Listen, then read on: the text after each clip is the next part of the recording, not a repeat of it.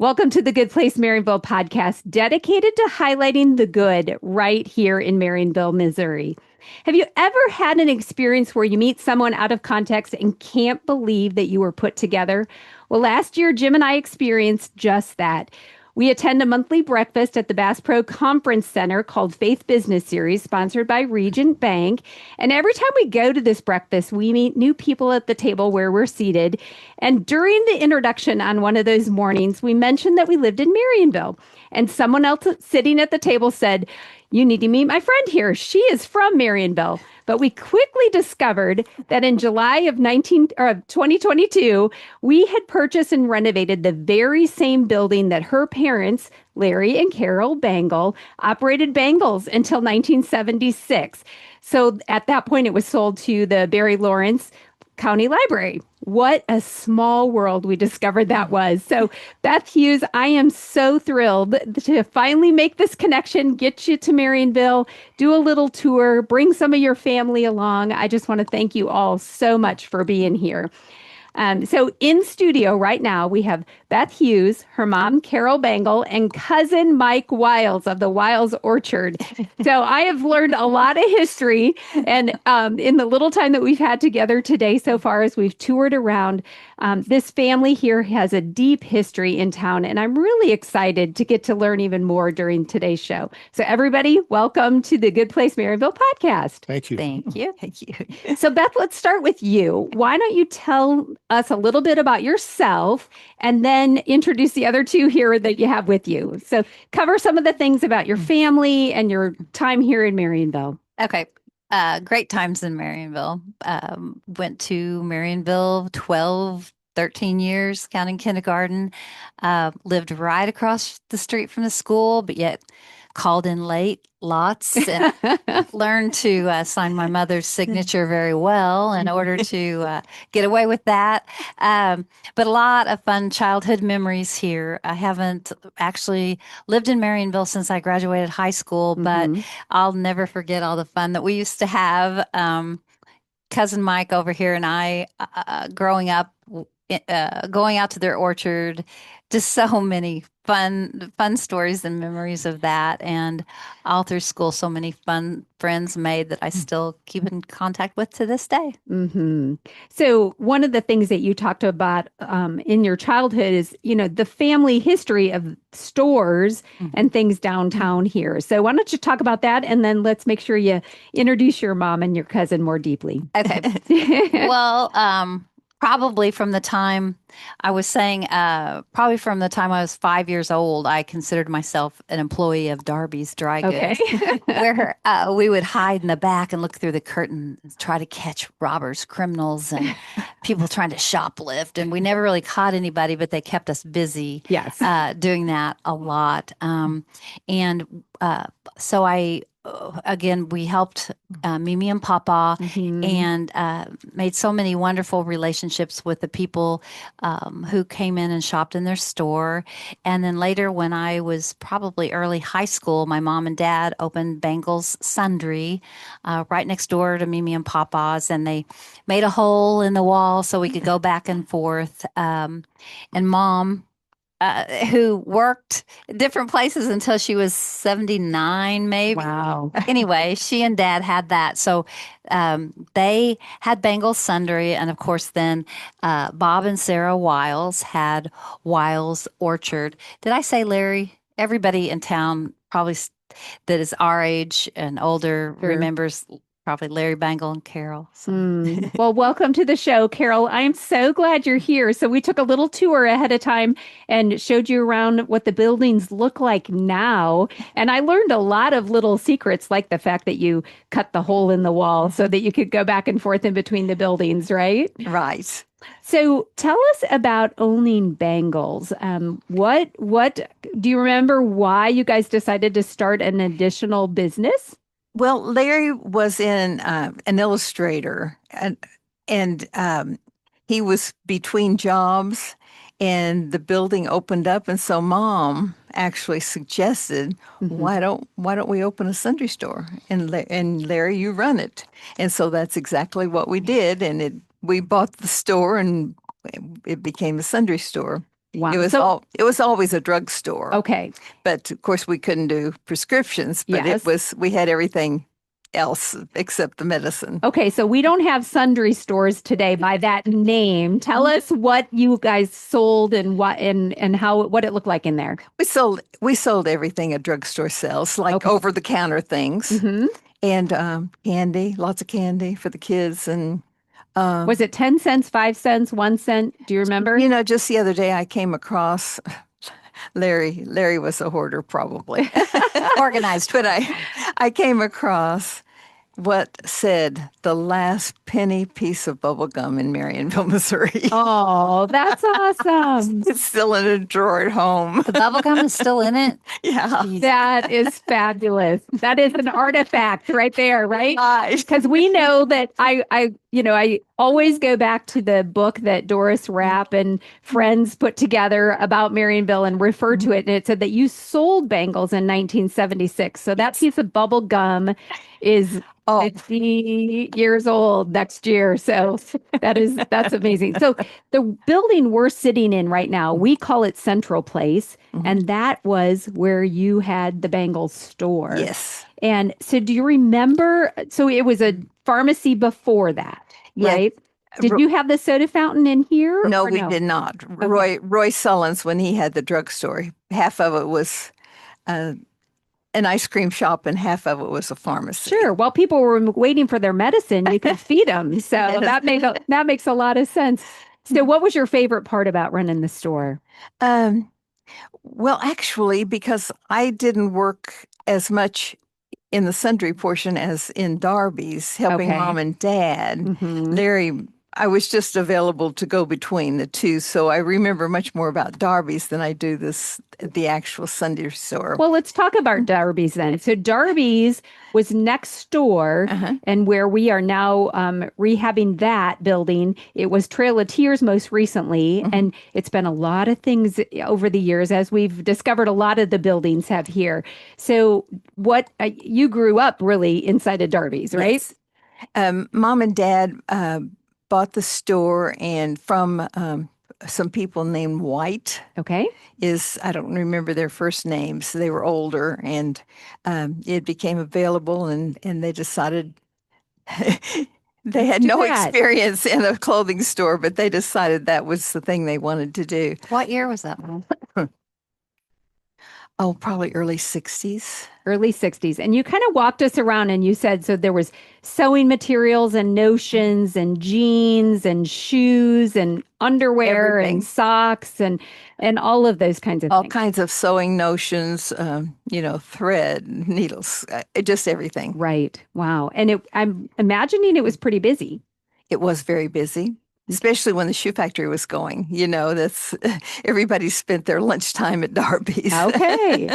And then so in that whole process, so you really grew up in retail, not even realizing what kind of a experience you were getting to run your own business.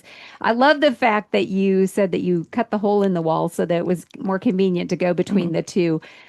So what else do you think that the community now would love to hear from you as you remember some of the things about Marionville from your time in business here and raising a family? Well, so many people remember Darby's, and they remember it because that's where they bought their overalls. That's where they bought their tennis shoes.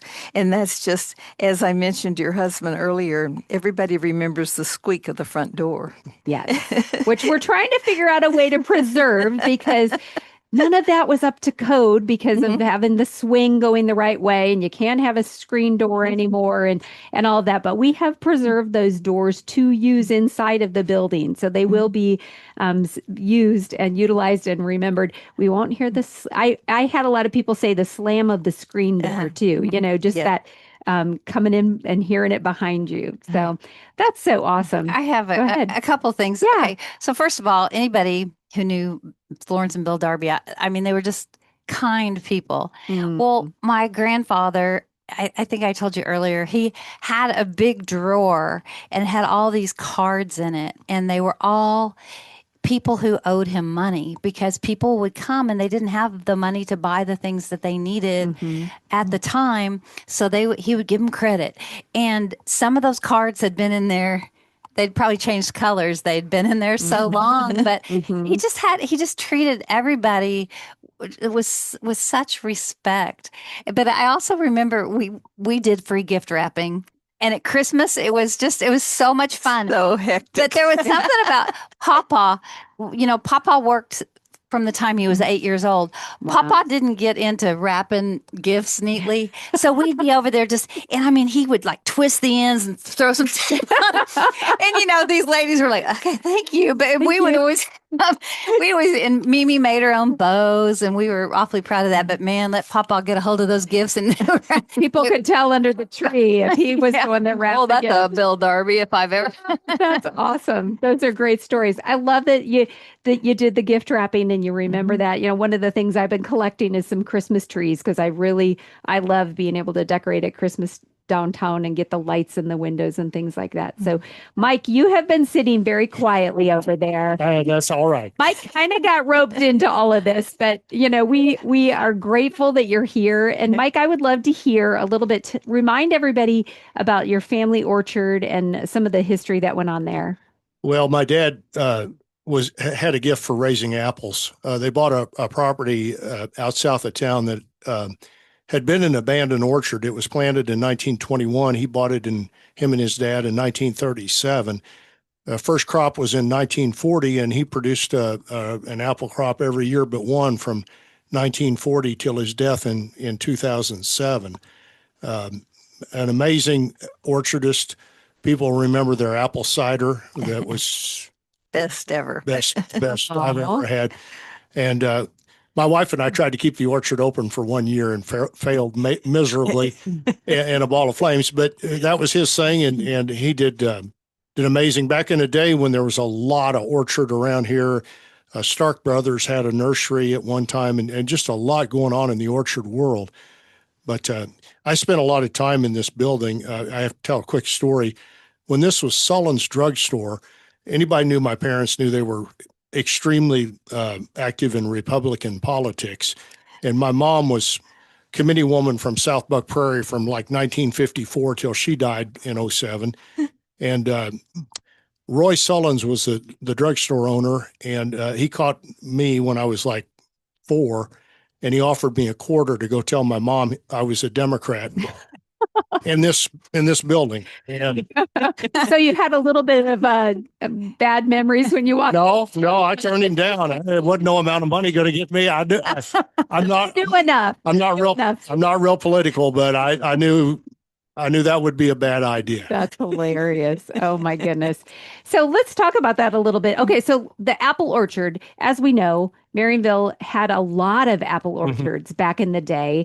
And what an amazing testament. When I look through the book, the tracks, trails, and cow paths that's been put together as kind of a historical, chronological look at all the things that have happened over the years. And you can't possibly capture everything in there, but I know that apples has been a big part of this community.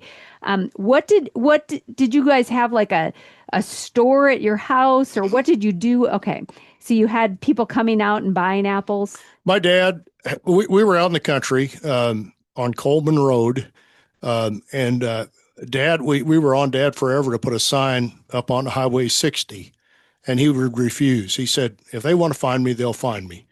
And we're like, Dad, we had people drive around looking for his apple cider, couldn't find it. We've been driving around for 30 minutes. Dad, you'd sell more if you put a sign, but no, not going to do it.